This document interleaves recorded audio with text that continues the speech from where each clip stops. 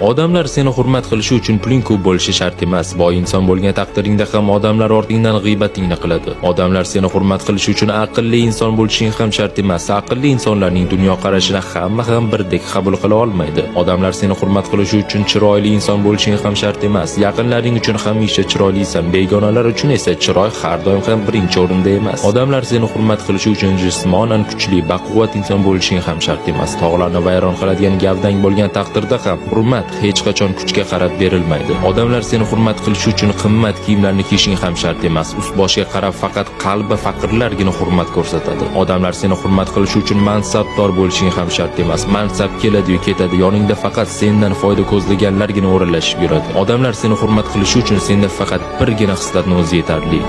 Muomala. Mana gap nimada? Muomala madaniyati. Hamma narsaga eng qulay va yoqimli yechim bu muomaladir. Odamlar seni hurmat qilishi uchun muomalang yuksaklarda bo'lishi kerak. Muomalang shu qadar kuchli bo'lishi kerakki, hatto dushmanlaring senga yomonlikdan ko'ra do'stlikni jazm qilish kerak. Muomalang shu qadar yuksak bo'lishi kerakki, hatto podshohlar senga ta'zim qilish kerak. Muomalangni yo'qotma, eng asosiysi shu.